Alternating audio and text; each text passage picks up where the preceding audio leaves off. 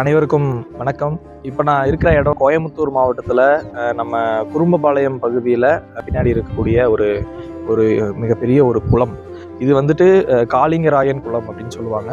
இந்த பகுதியோட மிகப்பெரிய ஒரு இயற்கை வளம் தான் இந்த காளிங்கராயன் குளம் சொல்லக்கூடியது. ரொம்ப வருஷத்துக்கு முன்னாடி இருந்தே இந்த குளத்தை தூர்வாடுற பணியில அரசாங்கம் ஈடுபட்டிருக்கு. நிறைய களிமண் பூமிங்கிறனால நிறைய மண்ணெல்லாம் எடுத்து போட்டு அதன் மேலே மரம் நட்டக்கூடிய வேலையெல்லாம் பண்ணிட்டு இருக்கிறாங்க.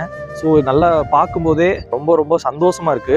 இதில் நம்மளுடைய பங்கு என்னவா இருக்கணும் அப்படின்னு நினைக்கிறோம் அப்படின்னா, நான் யாரையும் குறை சொல்றதுக்காக சொல்ல, இங்கே மக்கள் வர்றீங்க போகிறீங்க, ஆனால் இந்த இடத்துல சின்ன தவறுகள் நடக்குதுங்கிறத பார்க்க முடியுது. உதாரணத்துக்கு பார்த்தீங்கன்னா, இந்த இடத்துல வந்து மது அருந்துறாங்க. மது அருந்திட்டு அந்த பாட்டில்கள்லாம் அங்கேயே போட்டுட்டு போயிடுறாங்க. இது வந்துட்டு ஒரு சின்ன விஷயமா தான் தெரியும். ஆனால் இதனோட விழிப்புணர்வு நம்மக்கிட்ட இல்லை அப்படின்னா என்ன ஆகும் அப்படின்னா, இன்னைக்கு ஒருத்தர் அதை பண்ண ஆரம்பித்தா தொடர்ந்து எல்லாருமே அதை பண்ணுவாங்க. அப்போது இதனுடைய விழிப்புணர்வு இளைஞர்களான நம்மக்கிட்ட இருந்து முதல்ல ஆரம்பிக்கணும். மக்கள் அனைவரும் இதை புரிஞ்சுக்கணுங்கிறது தான் எங்களுடைய கருத்து. தயவு செஞ்சு உங்களுடைய ஒரு சகோதரனாக நான் கேட்டுக்கிறேன்.